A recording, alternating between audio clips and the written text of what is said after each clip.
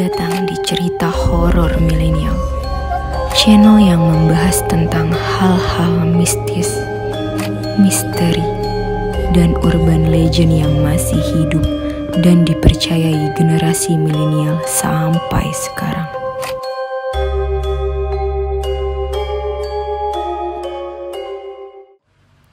Kali ini, tim cerita horor milenial akan mendatangi salah satu tempat yang diyakini sebagai tempat pembantaian para tentara Jepang di era kemerdekaan.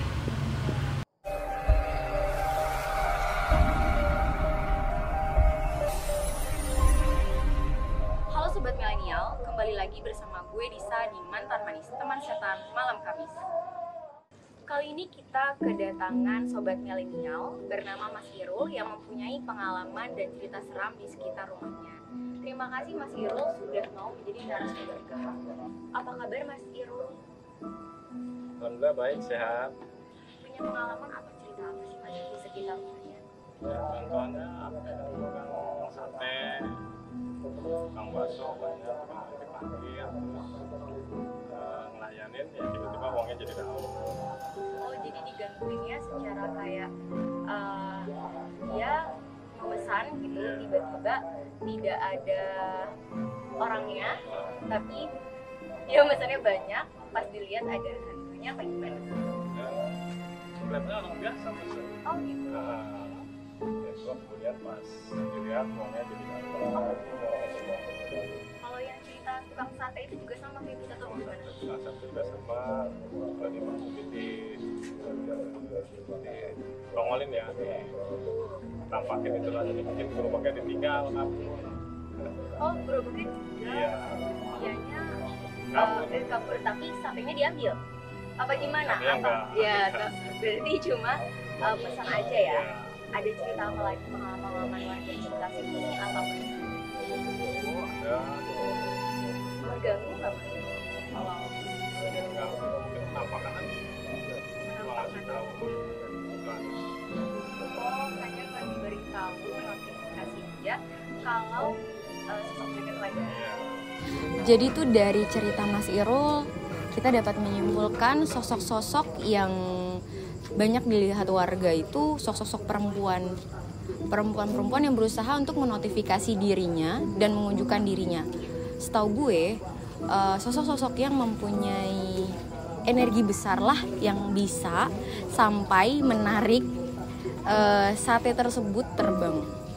Dan biasanya sosok tersebut itu sosok perempuan tua atau nenek-nenek yang bisa melakukan hal itu, karena itu perlu banget energi yang cukup kuat banget, besar lah ya energinya, dan biasanya setelah itu dia akan lelah. Tapi ini pengalamannya itu bukan 1 atau 2 kali terjadi di sekitar lokasi rumahnya Mas Irul. Bisa disimpulkan berarti energi sosok-sosok yang ada di sini tuh sangat-sangat besar. Kami mendatangi tempat ini karena adanya banyak penampakan makhluk astral yang mengganggu warga sekitar. Tapi ternyata muncullah sesosok tentara Jepang yang berlumuran darah mencoba berkomunikasi dengan kami, sehingga kami memutuskan untuk melanjutkan penelusuran. Halo Sobat Milenial, kembali lagi bersama gue Disa dan Kak Ana. Kita lagi di mana nih Kak Ana? Kita lagi ada di salah satu hutan kota yang ada di daerah Cijantung. Dan di sini dulu kisahnya itu banyak banget orang yang melihat tentara kantor.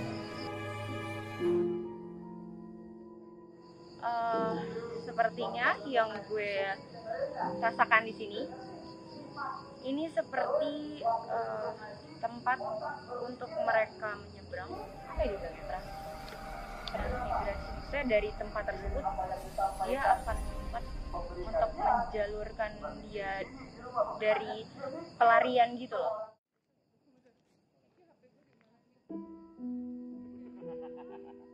Jadi gini ini ya, sebelumnya mungkin pada zaman dulu ya, zaman pada saat tentara Belanda itu atau tentara Indonesia yang ada di sini. Tentara Belanda. Tentara Belanda ya, tentara Belanda pada saat mereka diserang oleh tentara Jepang, betul ya.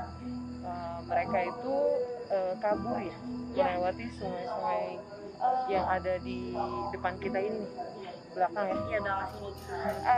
Jadi mereka kabur dari musuhnya mereka, lari ke sini untuk menjembatani ke pusatnya. Jadi pusatnya. melarikan diri untuk pergi ke markas pusat. Iya, markas pusatnya. Makanya ini sebagai tempat untuk mereka melarikan diri. Jadi di situ kan ada kali, kayak sungai, dan itu jalurnya bisa langsung ke pusatnya. Dan di sini biasanya para musuh tidak mengetahui tempat tersebut karena cukup tersembunyi. Terus juga itu langsung terakses ke tempat markas mereka yang sebenarnya gitu. Jadi ada markas yang terbesarnya gitu, markas terbesar. Tapi ada pada saat itu ada terjadi pembantaian atau gimana? Mereka berhasil melarikan diri? Atau ada sergapan gitu? Ada ceritanya. Jadi mereka kan pada zaman itu kan si Jepang ini sempat berjaya di masanya. Mereka dilawan lah Amerika ya apa? Mereka baru pulang selesai perang dengan Amerika, dikalahkan di tahun 1945 ya.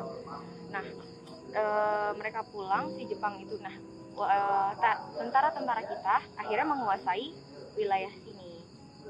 Sampai akhirnya mereka ngerasa udah free dari bebas dari Jepang tersebut, tentara Jepang tersebut. Ternyata tentara Jepang itu balik lagi ke sini, sedangkan kepreparan kita, senjata kita tidak secanggih mereka.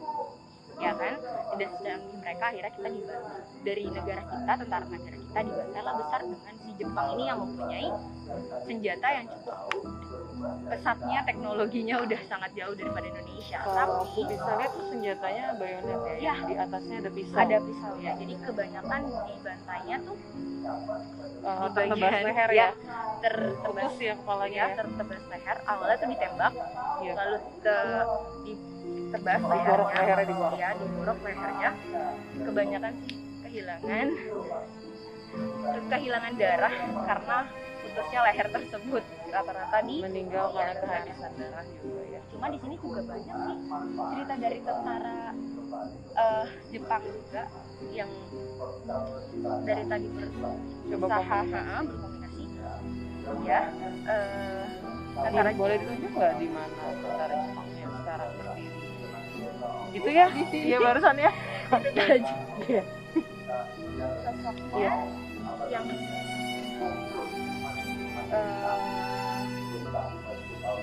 berusaha untuk berinteraksi itu. Jadi mereka kayaknya memang pada zaman tersebut di saat tentara Indonesia lagi menguasai, masih ada 1-2 tentara Jepang yang tertinggal. Tapi karena kondisi senjatanya mereka cuma seadanya, akhirnya awalnya itu mereka memakai apa namanya tuh yang bambu runcing. ya bambu runcing dari belakang. Iya. Kan jatuh, Iya. dan mereka jatuh, tentara ya, dari si Jepang tersebut jatuh karena di bambu runcingnya sama tentara Indonesia. Iya. Lalu dipenggalah Kepalanya. karena setahu gue juga nih, kalau kita sudah terbengkal, maksudnya terputus kepala, kita sudah meninggal. Kalau walaupun kaki atau apa itu masih ada nadi-nadi yang lain. Akhirnya jadi untuk diincarlah kepala. Jadi biar langsung lumpuh, langsung kepalanya digorok. Nah itu yang aku dapat cerita dari sosok si tentara itu yang berusaha untuk berinteraksi. namanya Hirada ya. Tadi dia Ya. barusan kasih nama Hirada. Hira. Iya ada Hira ya. Hira ya nggak begitu jelas, mungkin bisa dibilang Hirada. Ada Hira cuma ya seperti itu. Cuma ini karena agak mencekamnya itu dari sosok-sosok seperti perempuan-perempuan yang Karena ini kan karena deket kali. kita terus dekat ada sekali. pohon. Perempuan-perempuan tersebut kan suka banget ya dengan air-air, dengan mandi-mandi cantiknya, seperti suara-suara bebek-bebek yang mandi. Biasanya itu perempuan itu menotifikasi biasanya di rumah. Ini sangat ramai di belakang kita, tapi kita sangat beruntung karena sosok tersebut bisa muncul di sini dan menceritakan pengalaman dia sebelum akhirnya mengakhiri hidupnya seperti itu.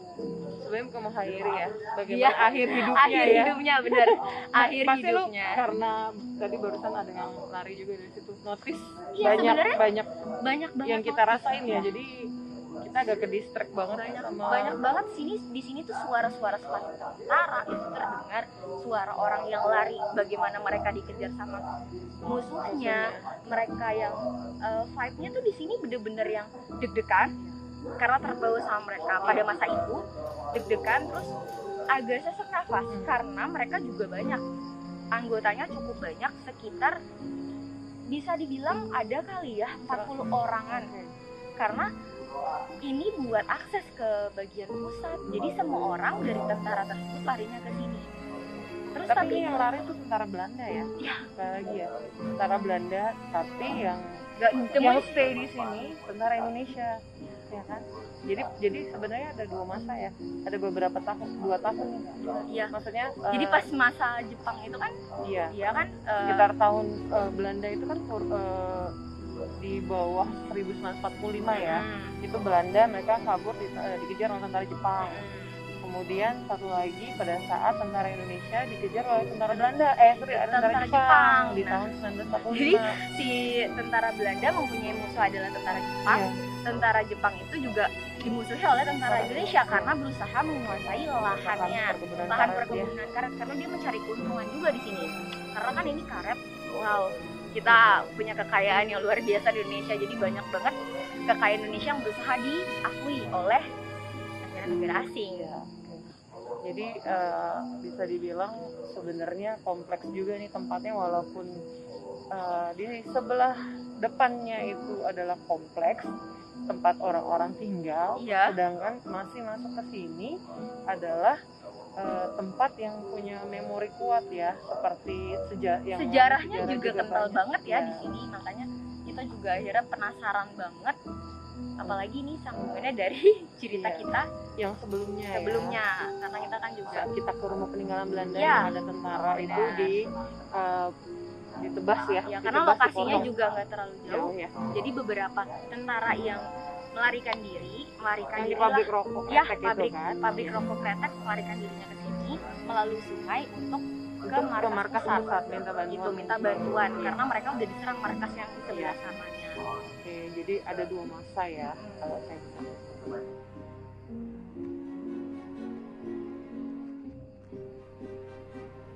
Jadi jadi dulunya itu di sini itu sebagai markas bangunannya para Jepang. Pos orang Jepang. Iya benar, Tentara Jepang. pos para orang Jepang di sini.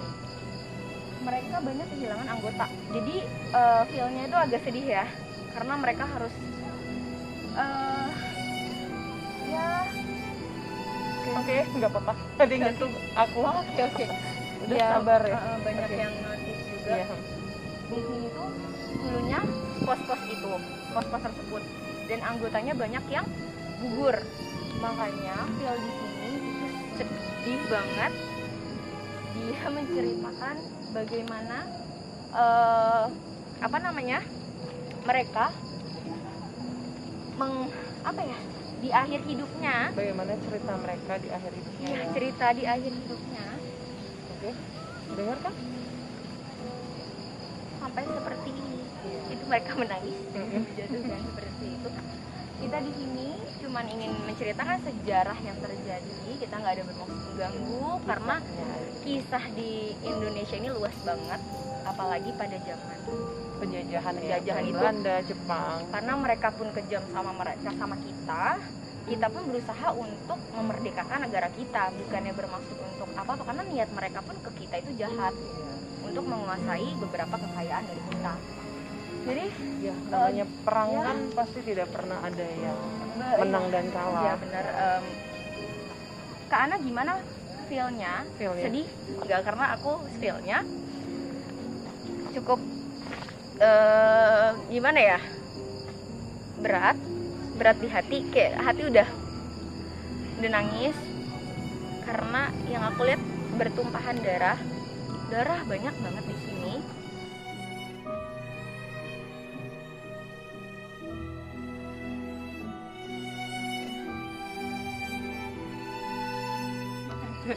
Yang Bawa keluar ini dong, Mas. Bawa keluar ke sana, Mas. Dulu. Dia.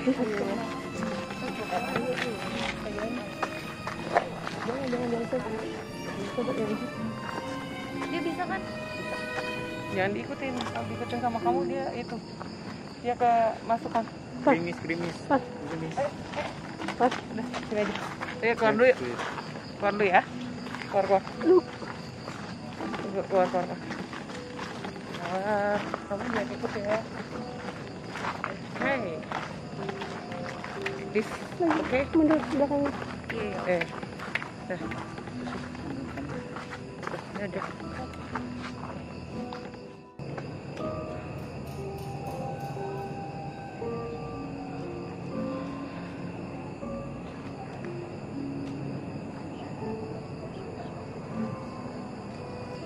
Oke, Disa. Jadi dulu aku dapat informasi nih dari yang selalu di sini, ya. Ini sih pada saat zaman Belanda dulu ya.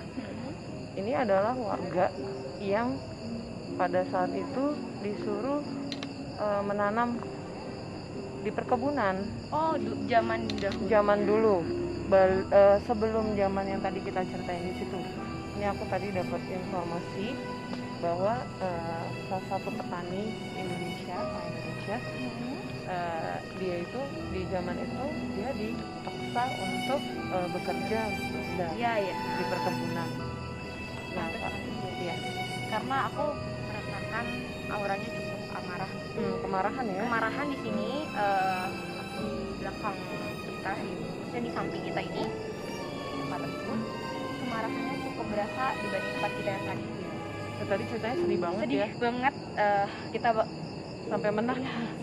benar-benar kayak sedihnya itu beda banget, kontras. Iya. Sana sedih, Ini ini amarah. ini marah banget karena kebanyakan setahu gue nih, Iya. di sini itu tempatnya para tentara bukan tentara kali ya dibilangnya, warga Iya. yang dipaksa kerja di sini. Mereka hanya menggunakan baju kaos, Iya. celananya juga Kayak petani ya. petani ya, seperti Orang kerja di kebunan ya. pekerja perkebunan yang celananya cuma di atas mata kaki dan mereka nggak pakai alas kaki, iya. dan mereka bekerja lebih dari 24 jam. Mereka kadang dikasih makan, kadang enggak. Minum aja itu kadang cuma sedikit dan bersama-sama. Iya. Dan dari air hujan. Iya. Bener, Aku lihat tangannya itu udah kayak kebelah-belah gitu. Iya, udah pada apa ya dibilang ya? Pada kotor, kotor, udah rusak. dibilang kapalan. Iya. Udah banyak banget kapalan di tangan-tangan ini. Kadang ada yang berdarah-darah. Terus juga ya karena tentara tersebut tidak mau tahu, ya mereka tahu warga tersebut harus menghasilkan, Iya. harus menguntungkan. Jadi tuh karena pada masa itu kan tentara Jepang itu kan sempat pergi kan, Iya. balik lagi ke negaranya. Iya. Nah, tersisalah yang tadi kita ceritain, 3 orang tersebut yang tersisa yang tadi kita ceritain di sini itu. Iya. Nah, di tempat ini yang jaga itu kan tentara Indonesia Indonesia, dibantu sama warga-warga yang bekerja rodi. Karena mereka kesal dan tertinggallah 3 orang tersebut. Iya. Mereka sudah meninggal, maksudnya udah ditebas dan lain. Iya. Sama Warga yang marah ini, iya. Sampai akhirnya yang tadi isi perutnya Isi keluar, perutnya keluar, itu ya. karena dari pada warga itu pakai pacul apa Iya, segala karena macam. dendam ya, Iya. mungkin perlakuannya penjajah baik itu Karena- Belanda, Jepang. Jadi dia selain Indonesia dia langsung bertindak ya penuh dendam aja Ya gitu. karena pas mereka pergi, Iya. ya udah nih waktunya gue membebaskan negara gue. Betul. Kan seperti itu ya. Iya. Masa kita juga pun sebagai warga Indonesia akan berpikir kayak gitu. Mereka berusaha membantulah tentara. Amarah yang terpendam Amarah ya. terpendam, mereka udah kesel bertahun-tahun dijadiin kerja seperti itu. Ya udah, kita juga nggak bisa menyalahkan mereka. Itu mereka berusaha mengeluarkan emosionalnya Meluapkan mereka. emosional yang terpendam selama bertahun-tahun berada di penjajahan. Karena menggebu-gebu banget Iya. di sini tuh emosionalnya beda banget di sana dan di sini. Di Iya. sana sedih karena seperti itu, Karena di ada sini kisah yang ada kuat kisah itu. kuat. Kalau di sini amarahnya karena mereka membela harga diri mereka dan negara mereka, dan mereka berusaha untuk mempertahankan kekayaan mereka Iya. yang ingin dirampas.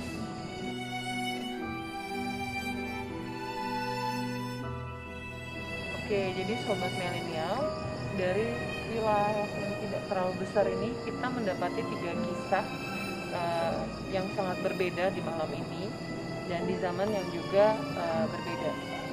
Pertama adalah ketika kita berada di sana, kita menemui sosok tentara Jepang, 3 orang ya. Tapi yang lebih kuat berkomunikasi sama kita itu adalah salah satu tentaranya Yang tidak terima. yang tidak terima, tidak ikhlas, nasibnya itu tertinggal dan di akhir hidupnya seperti tragedi dan tragis. Dia merasa tidak terima karena tragis. Iya.